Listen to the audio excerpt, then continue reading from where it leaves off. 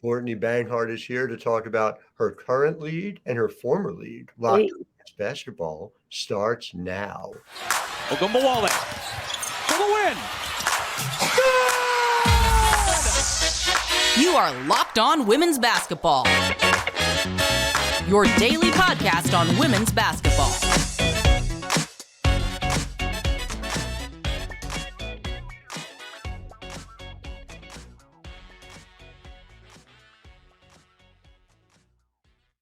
Hi, everyone, and welcome to Locked On Women's Basketball. I'm your host, Howard Megdal, thanking you for making us your first listen every day, where we talk about the world of women's basketball, past, present, and future, 6 days a week. And it's not just me, it is the entire staff over at The Next, thenexthoops.com. We have over 100 reported pieces every single month. We have 35 in the month of March alone. It's the morning of March 7th, and a lot of it has been about Courtney Banghart, the work she has done, the work she is doing right now at North Carolina. Courtney, I'm going to start you off with just a plea, because I feel so strongly about this, and I know you're going to as well. ESPN Bracketology currently has UNC first four out.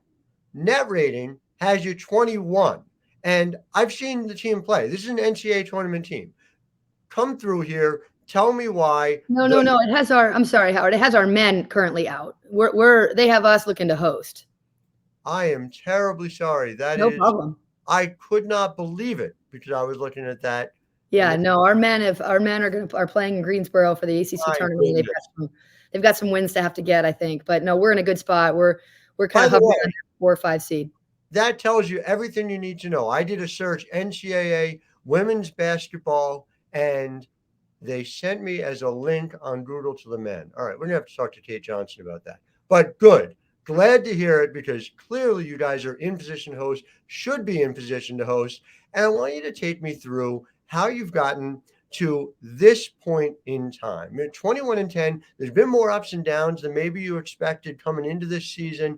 Where do you see the team? How do you feel like you guys are positioned now in order to make a run here in March?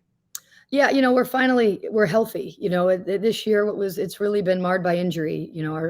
Our point guard went out at the beginning of the year and hasn't played until the last 8 games of the season. And then we had 2 of our starters who missed almost a month, kind of in the thick of the ACC season. So we've sort of been in and out of injury and worked through that, which I think makes us deeper than we would have thought going into this tournament, because now we're healthy and I just have more options, because I've got guys who've played valuable minutes throughout the season. We've earned 6 top 20 wins on the course of the year, 2 top 5 wins. We've no loss that's below a 60 in the net. 12th ranked strength of schedule. Just these guys we put them to the wolves. We knew we'd be pretty good, and they responded. And so, we're sitting in a good spot and excited for what's to come. What is your routine like? You're no stranger to the NCAA tournament. Yeah. Was selection Monday, now we're selection Sunday.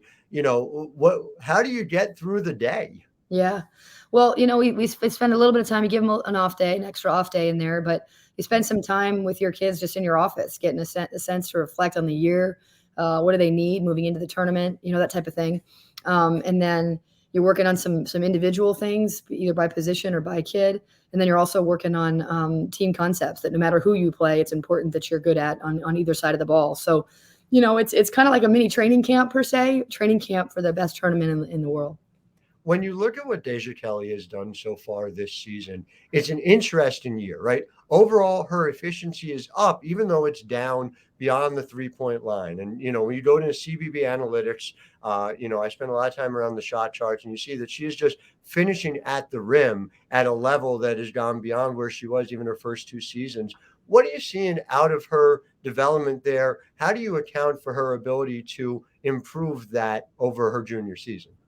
Coming into the year, we felt like a priority for her was to facilitate better. She didn't have a great assist to turnover ratio last year, and we wanted that to change. And now she's got a really good one, and has shown that she's able to distribute play better and create better looks for her teammates than she has.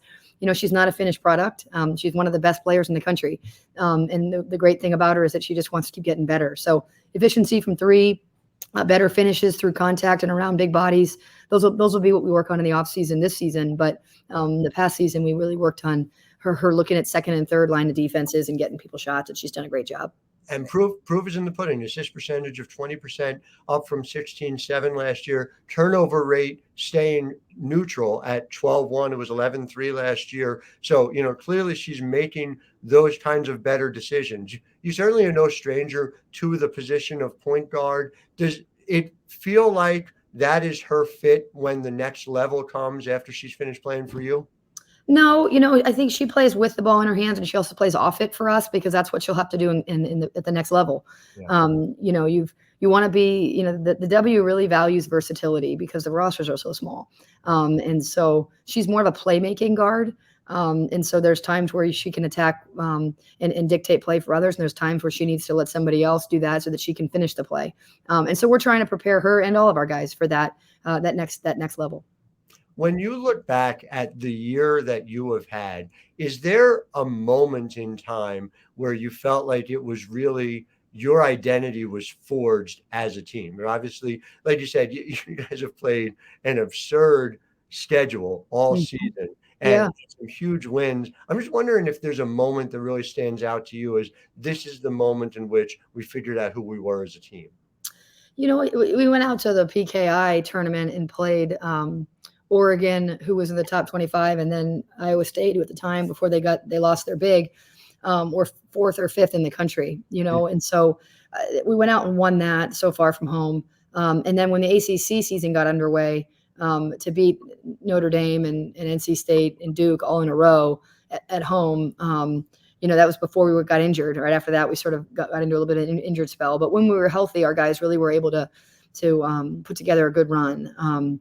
Really proud of how much people love this team. I mean, our fan base is rocking night after night, and all that good stuff. So, there's probably not one moment like there is in some, but it's a collection of moments for this group and how they've done their work, and I look at their resume, which is what we're doing this time of year. And I'm really proud of the work they've done. And, it's funny. We talk a little bit about the fact that this ACC is just so tough top to bottom. The bracketology has 8 teams right now in the field, and Syracuse right there knocking on the door with number 9. As somebody who, I remember talking to you about this, you were scheduling out of conference was something that was so vital in the Ivy League. Is there a certain, let's say, calm that comes with that, with knowing that whatever the ebb and flow of a non-conference schedule you might face, you're going to face so many challenges, you're going to have your team ready for March in that way? Yeah, absolutely. The ACC has given us such great preparation, lots of great coaches, lots of great players, lots of great systems. No two systems are the same, so we've had to go against night after night since December 28th. We've played every Thursday and Sunday all year long against a team that is one of the premier teams in our country, and so that's a little different than what I came from. And I've loved it. It's made me better. It's made me sharper. I hope that the ACC as a collective does really well in the tournament, because I think we've prepared each other well. When you think about that decision to come here, we are now coming in on 4 years to the day. It was a big jump. Of course, you could have been Princeton coach for life. And so, to take on this challenge, and obviously to have success, you've had another 20-win season here. It's just indisputable. Have you given yourself the chance to kind of sit back and say, wow, this path has really been working, and how does it feel to be in this moment? Yeah, it was really hard, Howard, that first 6 months, because I had my family, Princeton had become my home and my community. And we had that program rolling, as you know, and for multiple years of recruiting that has succeeded, and then I came here and I had to start completely over. We had to regroup the roster, regroup staffing, regroup our support staff and all the people around the program. And that was a grind. And of course, it's human nature to, when you're in the grind, to sometimes question, right? And fortunately, I was so busy here, I just didn't get a chance to really do that. And my family has really loved it. And so I felt like I just had to make it work, and make it work. We've done, this feels like home now. I hold my value in the Ivy League really close to my heart. I spent 20 years as a player, as an assistant, as a head coach there. But this was the right next step for me. And I've really enjoyed the journey. I like where we are. I like where we can go. I appreciate the support that we have in our community here. And I love the new community I've built here. The weather, the cost of living, the pace of life. I mean, there's lots of things outside the lines that really work well too. Yeah, I'm up here in Jersey. I wouldn't Yeah. mind a little bit of the North Carolina. No, I hope to fly through Jersey moving forward. Locked On Women's Basketball is brought to you by Built Bar. Listen, I am no stranger to the glories of Built Bar. If you're looking for a delicious treat, but you don't want all the fat and calories, you go try a Built Bar. The center of my diet. All right. You are talking about flavors like churro, peanut butter brownie, coconut almond. They have these crazy puffs, chocolate chip cookie puffs. Amazing. 130 calories, 4 grams of net sugar, 17 grams of protein. And you don't have to go to built.com, although you can. You can use Lock15 and get 15% off. Or you can go to Sam's Club and get a package of 4. You can go to Walmart. You can get a package of 4 of cookies and cream. Sam's Club. You can get 13-bar box of brownie batter and churro. So make sure you go, whether it's there or built.com. Make sure you buy them. They're delicious. They're healthy. And make sure you tell them Grandma Myrna sent you. Fair enough. So before I let you go, I do want to talk a little Ivy with you as well. And so just first and foremost, right? You know, your loyalties, right? You spend so much time at Princeton. I'm sure you have a lot of support there, of course, to this day. You're a Dartmouth alum, so that kind of brings you neutral. Like, what is the Ivy League tournament like for you this weekend? Just like emotionally, like, I mean, right? So my former assistant is the head coach at Columbia, right? And my other former assistant is the head coach at Harvard.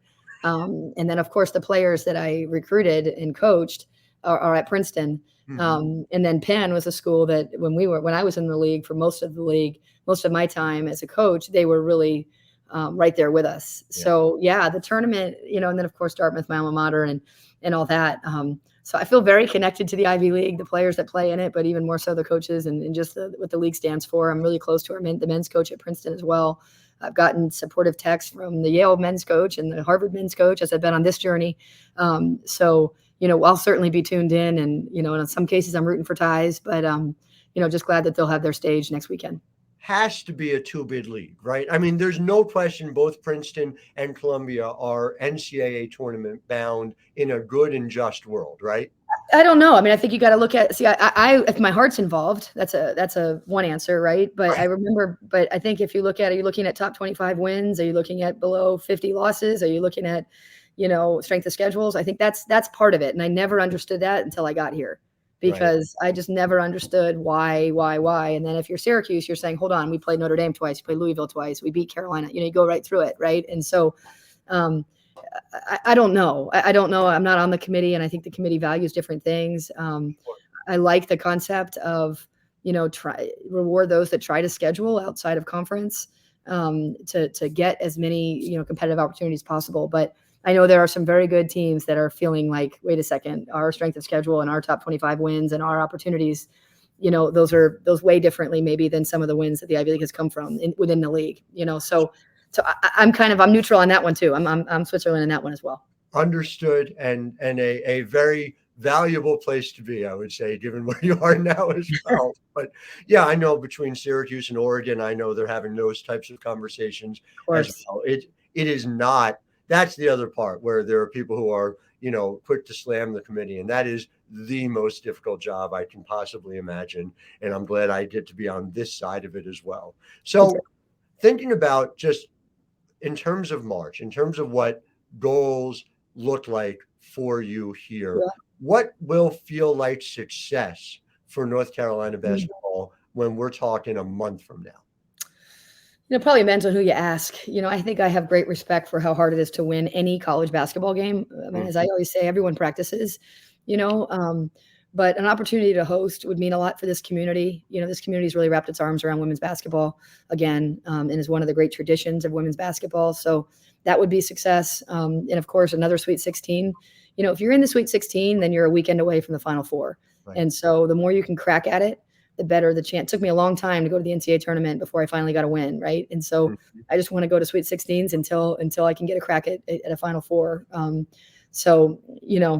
then go from there. So I don't know. I think it depends on who you ask. I think my guys would like to play in the Final Four right now.